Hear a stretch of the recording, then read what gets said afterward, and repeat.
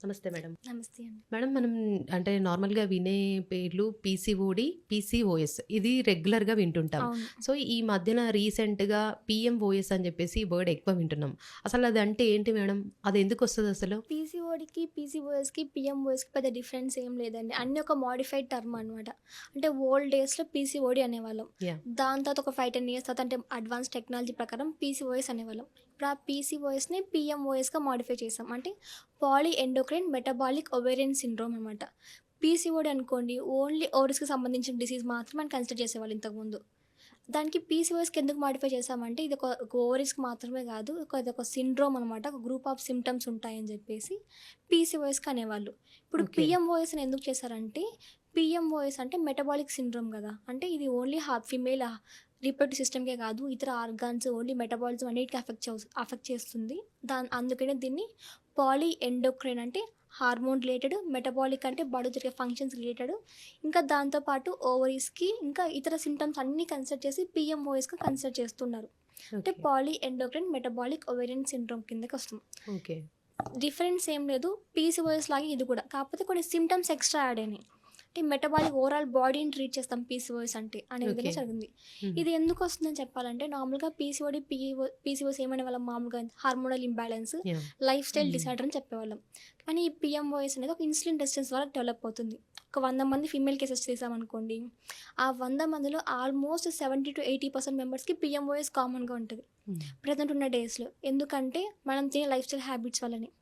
మనం తినే ఫుడ్ ద్వారా లేదంటే మనం లీడ్ చేసే లైఫ్ సైకిల్స్ వల్లనే ఆ పీఎంఓఎస్‌ని కాజ్ అవుతుంది. అంటే గ్రూప్ ఆఫ్ సింప్టమ్స్ డెవలప్ అవుతుంది. అంటే హార్మోనల్ ఇంబాలెన్స్ ఎండోక్రైన్ ద్వారా హార్మోనల్ ఇంబాలెన్స్ స్టార్ట్ అవుతుంది. బాడీలో ఫంక్షన్స్ డిలే అవ్వడం అంటే సరిగ్గా ఫంక్షన్ చేయకపోవడం. దాంతోపాటు అండాశయం ప్రాబ్లమ్స్ కానీ లేదంటే ఇతర స్కిన్ గానీ, హెయిర్ ప్రాబ్లమ్స్, హార్మోన్స్ ఇవన్నీ రిలేట్ అయ్యి ఉంటాయి. ఓకే. సేమ్ పీసీఓఎస్ సింప్టమ్స్ లాగే ఉంటాయి ఇది కూడా.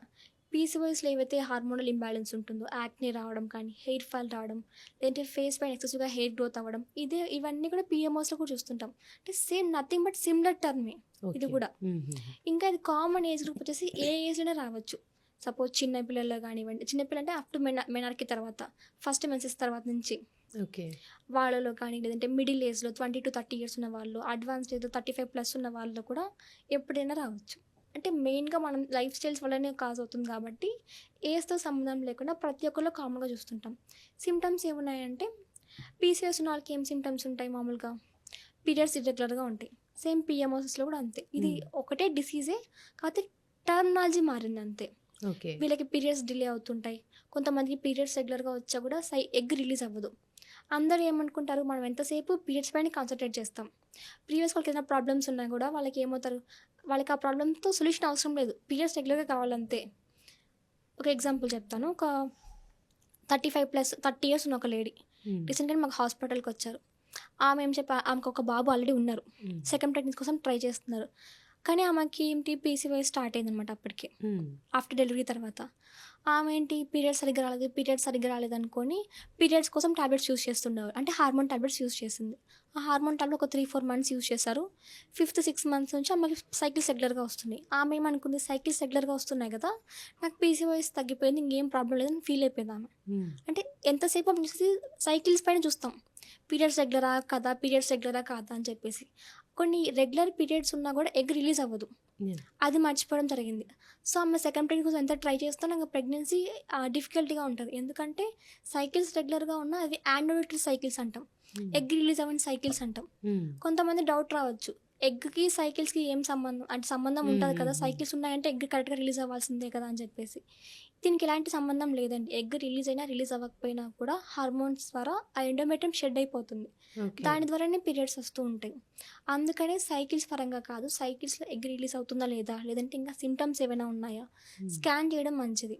ఓకే. ఆమె మా దగ్గరికొచ్చినప్పుడు ఆమెకి ఏం చేసాం, స్కాన్ సజెస్ట్ చేసాం. ఆ హ్మ్. స్కాన్ రిపోర్ట్‌లో ఏమొచ్చింది, రైట్, లెఫ్ట్ 2 ఓవరీస్‌లో ఆమెకి ఫాలికల్స్ డెవలప్ అయినాయి. అంటే హ్మ్. పాలిసిస్టిక్ ఓవేరియన్ సిండ్రోమ్ లాగా ఫార్మ్ అయిపోయినాయి. ఇంక దాంతో పాటు ఆమెకి సడెన్‌గా వెయిట్ గెయినింగ్ కానీ, హార్మోనల్ ఇంబాలెన్స్ అంటే హెయిర్ ఫాల్, స్ట్రెస్ ఇవన్నీ ఎక్కువున్నాయి. హ్మ్. ఆమెను అడిగాం, "మీకు లైఫ్ స్టైల్ హ్యాబిట్స్ ఎలా ఉన్నాయంటే?" మార్నింగ్ 9 కల్లా లేస్తారంట. దాని తర్వాత ఫిజికల్ యాక్టివిటీ ఏది లేదు. స్ట్రెస్‌లో వర్క్‌కెళ్తారు, వర్క్ చేసుకొనొస్తారు. నైట్ మళ్ళీ లేట్ నైట్‌లో పడుకుంటారు. ప్రాపర్ స్లీప్ సైకిల్స్ కానీ, ఫుడ్ హ్యాబిట్స్ కానీ ఏది రెగ్యులర్‌గా లేవు. హ్మ్. అంటే ఆమె ఆమె అడిగారు, నాకు ఆల్రెడీ ఫస్ట్ బేబీ ఉన్నారు కదా, సెకండ్ బేబీకి ఇలా అవుతుంది ఇలా అంటే, హ్మ్. హ్మ్. ప్రీవియస్లీ అది అప్పుడు హార్మోన్స్ రెగ్యులర్గా ఉండొచ్చు, బాడీ ఫంక్షన్ నార్మల్గా ఉండొచ్చు. బట్ ఆఫ్టర్ డెలివరీ తర్వాత ఆమెకి హార్మోనల్ ఇంబ్యాలెన్స్ స్టార్ట్ అయ్యి పీరియడ్స్ డిలే అవ్వడం, లేదంటే ఆ పీరియడ్ సైకిల్లో చేంజెస్ రావడం అనేటివి ఇవన్నీ జరుగుతూ ఉంటాయి. హ్మ్. ఇది ఫస్ట్ నుంచి లేదు కదా, మధ్యలోనే వచ్చింది అనేది ఉండదన్నమాట. ఎప్పుడైనా రావచ్చు ఈ పీఎంఓఎస్ అనేది. సో, ఇలా దాంతో పాటు వాళ్ళకి కడుపు ఉబ్బరంగా అనిపించడం హ్మ్. గానీ, ఎక్కువగా ఫుడ్ క్రేవింగ్స్ రావడం, మిడ్ నైట్ క్రేవింగ్స్ అంటుంటాం. ఆ టైంలో ఏం చేస్తారు, ఎక్కువ జంక్ ఫుడ్ తినాలనిపిస్తూ ఉంటుంది. అవును. ఫ్రైడ్ చికెన్స్ అనేటివి, లేదంటే నార్మల్‌గా ఫ్రైడ్ ఐటెమ్స్, కేక్స్, పిజ్జా, హ్మ్. పేస్ట్రీస్ ఇవన్నీ తినాలనిపిస్తూ ఉంటుంది. ఇవన్నీ మెయిన్‌గా హార్మోనల్ ఇంబాలెన్స్ వల్లే ఉంటది. దాంతో పాటు యాక్నే కానీ, హెయిర్ ఫాల్ ఇవన్నీ కామన్‌గా ఉంటాయి. ఇంకా వాళ్ళకి డైజెస్టివ్ సిస్టమ్ స్లో అయిపోతుంది. మెటబాలిక్ ఫంక్షన్స్ స్లో అయిపోతూ ఉంటాయి. చలికి తట్టుకోలేకపోవడం కానివ్వండి, లేదంటే ఫాస్ట్‌గా రన్నింగ్ చేయలేకపోవడము. అంటే when compared to same age group వాళ్ళతో చూసినప్పటికీ హ్మ్. వీళ్ళ బాడీ ఫంక్షన్ స్లో స్లో. అయిపోతుంది. హ్మ్. ఎందుకంటే ఈ హార్మోన్స్ ఇంబాలెన్స్ వల్ల. ఓకే. దీనివల్లనే ఉంటదనమాట. దీన్ని మనం కరెక్ట్ చేసుకోవచ్చు. హోమియోపతిలో మంచి మెడిసిన్స్ ఉన్నాయి. ఏదైతే పీసీఓఎస్ కానీ, పీఎంఓఎస్ ఇవన్నీ కూడా కరెక్ట్ టైంలో మనం క్యూర్ చేసుకోవచ్చు. ఓకే. ఇందాక చెప్పిన కేసుల విధంగానే ఆమెకి స్కాన్ చేసి ఆ ఫాలికల్స్ అన్నీ ఉన్నాయని తెలిసింది. ఆమెకి ట్రీట్మెంట్ ఇచ్చాం. ఫస్ట్ 3 మంత్స్‌కి మెడిసిన్స్ ఇచ్చాం. ఈ ఓకే. 3 మంత్స్‌లో ఆమెకి ఆ పీరియడ్స్ రెగ్యులర్ అయ్యి, ఎగ్ రిలీజ్ అయ్యేలాగా కరెక్ట్ టైంకి ఉండేలాగా చూసాం. ఓకే. దాంతో పాటు ఆమెకున్న సింప్టమ్స్ కానీ, వెయిట్ గెయిన్ కానీ, హార్మోనల్ ప్రాబ్లమ్స్ అని యాక్నే, హెయిర్ ఫాల్ ఇవన్నీ స్లోగా కంట్రోల్ అవ్వడం జరిగింది. నెక్స్ట్ ఆఫ్టర్ 3 మంత్స్ తర్వాత మళ్ళీ స్కాన్ సజెస్ట్ చేసాం. ఓకే. ఈ 3 మంత్స్ తర్వాత ఏమైంది, ఆమెకి ఆ ఫాలికల్ సైజ్ నెంబర్ అనేది తగ్గిపోయింది. ఓకే. ఒక రైట్ సైడ్ మాత్రం హెల్తీ ఓవరీ ఫామ్ ఉంది. సెకండ్ సైడ్ లెఫ్ట్ సైడ్‌లో మాత్రం కొన్ని ఫాలికల్స్ ఉన్నాయి. హ్మ్.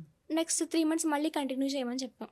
సో, వితిన్ 6 మంత్స్‌లోనే ఆమెకున్న పీసీఓఎస్ కానీ, పీఎంఓఎస్ అనే ప్రాబ్లమ్ కంప్లీట్‌గా క్యూర్ క్లియర్ అయిపోవడం అయిపోయింది. జరిగింది. ఓకే. సో, దీని ద్వారా ఆమెకి నెక్స్ట్ ప్రెగ్నెన్సీ న్యాచురల్‌గా ఫామ్ అయ్యేలాగా, ఓకే. ఎలాంటి సైడ్ ఎఫెక్ట్స్ లేకుండా ట్రీట్మెంట్ ఇవ్వడం జరిగింది. అందరూ నైస్. పీఎంఓఎస్ కానీ, పీసీఓఎస్ అంటే అసలు క్యూర్ అవ్వదు. ఇది లైఫ్ లాంగ్ మెడిసిన్స్ యూజ్ చేస్తూనే ఉండాలి. హార్మోన్ టాబ్లెట్స్ యూజ్ చేయాలనుకుంటారు. బట్ హోమియోపతి లాంటిది ఏది ఉండదండి. ఓకే. హోమియోపతిలో మనం ఈ పీఎంఓఎస్‌ని కంట్రోల్ చేసుకోవచ్చు. క్యూర్ చేసుకోవచ్చు. మళ్ళీ మళ్ళీ రాకుండా healthy life style yeah! Maintain హ్మ్. అడ్వైస్ చేయడం. దాంతో పాటు వాళ్ళకున్న కరెక్ట్ మెడిసిన్స్ ఇచ్చి వితిన్ కరెక్ట్ స్పాన్‌లోనే ఆ పీఎంఓఎస్ సింప్టమ్స్ తగ్గించేలాగా మెడిసిన్స్ ఇవ్వడం జరిగింది. రైట్. సో, చూసారు గదండీ! చాలామంది ఈ మధ్య కాలంలో పీఎంఓఎస్ అని జెప్పేసి ఎక్కువ వింటున్నాము. సో, దానికి టెన్షన్ పడాల్సిన అవసరం లేదు. అంటే చాలామంది ఎక్కడ చూసినా గూడా అంటే దానికి ట్రీట్మెంట్ లేదని జెప్పేసి భయపడడం అదని ఉంటది. సో, అట్లా గాకుండా ఫిడికస్ హోమియోపతిలో మంచి ట్రీట్మెంట్ ఉంది. ఇంతకుముందు పేషెంట్ గూడా వచ్చారంట. వాళ్ళకి గూడా క్యూర్ అయిందంట. సో, చూసారు గదా! మీకు ఇంకేమైనా డౌట్స్ ఉంటే మేడంని కాంటాక్ట్ అవుతే మీకు కావాల్సిన డీటెయిల్స్ అన్నీ కూడా చెప్తారు. Thank you. Fiticus Homeopathy